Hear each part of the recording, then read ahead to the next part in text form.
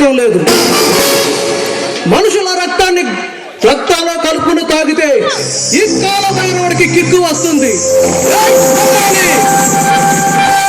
ఎక్కడున్నావే? ఇక్కడ నాకు తిక్కగా ఉంది. ఈ కిమ్మిరి తీరాలంటే నీ పచ్చి అందంతో నేను ఆడుకోవాలి.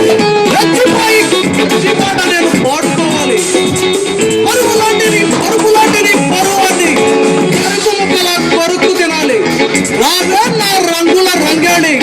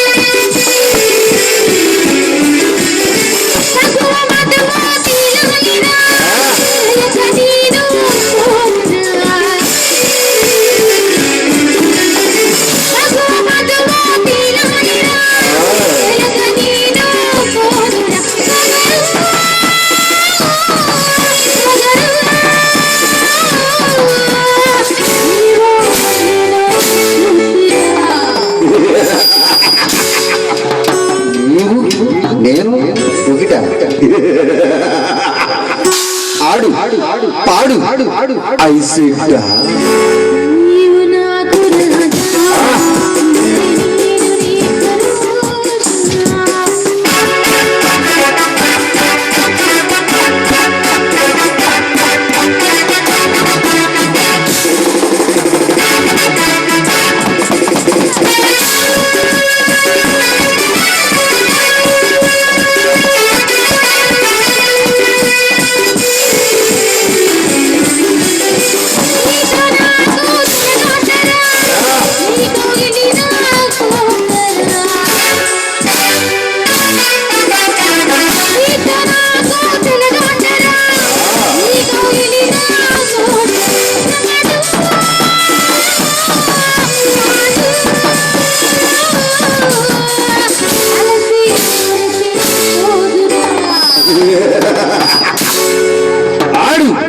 పాడు I said dance.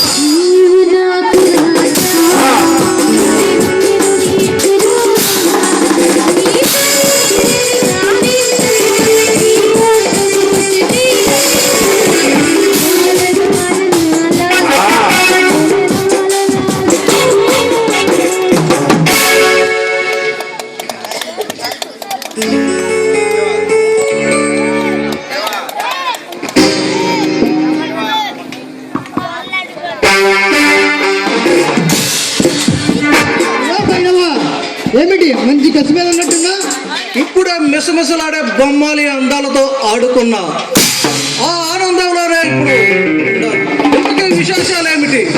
విశేషాలు చాలా ఉన్నాయి, అందుకే మీకు చెప్పాను హడావుడిగా వచ్చేది. శబాష్ శివాష్ శబాష్.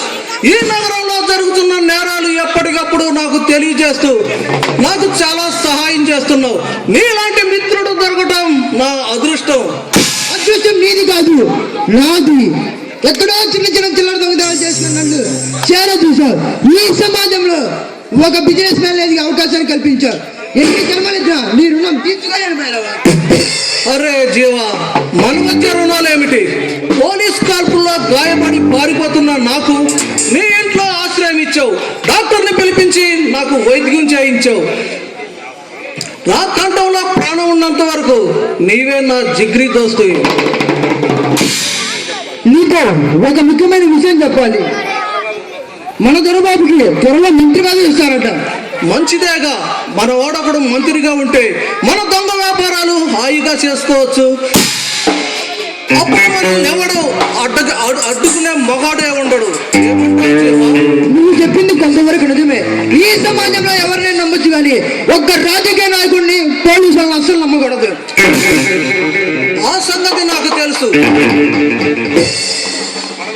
పదవి కోసం ఎంత నీచానికైనా దిగజారే రాజకీయ నాయకులు ఓట్లేసిన ప్రజలను నట్టేట ముంచుతారు. లాభం వస్తుందంటే తమకు రాజకీయ జీవితాన్ని ప్రసాదించిన మహానేతలు సైతం మట్టిలో కలిపేస్తారు. అంతేకాదు, ఇంద్రుడు కొనబడిపోయే నోటితో నానా దుర్భాషలు ఆడుతూ ఉంటారు. ప్రజలు చీకొడుతున్నా సరే చుట్టూ లేకుండా చిరునవ్వుతో తిరుగుతూ ఉంటారు. ఆ పుట్టి హనుమంతుగాండు చూడు, పట్టుమని 10 ఓట్లు సంపాదించలేదు. వాడు మాటలు చూస్తే కోటలు దాడుతుంటాయి. అమ్మగారి మెప్పు కోసం తప్పుడు మాటలు చెప్తూ కుక్కలా మరుగుతూ ఉంటాడు. అది రాజాగాడు కోట్లు గడిచిన వాళ్ళ నాయకుడిని దోచుకున్నాడు, దాచుకున్నాడు, దుర్భాషలు ఆడుతూ ప్రజలకు మేలు చేసుకున్న నిజాయితీ పడిన నాయకుడిని కోటిలంగా అంటూ హడావులు చేస్తూ ఉంటాడు. తల్లికి మొగుడు వంటి ఆ నీచమైన నా కొడుకుల గురించి మనకెందుకు, కానీ మిగతా విషయాలు చెప్పు. తప్పుడు కేసులో మనం ఇరికించి జైలుకు పంపించిన ఖాళీ తప్పించుకొని పారిపోయి వచ్చారట.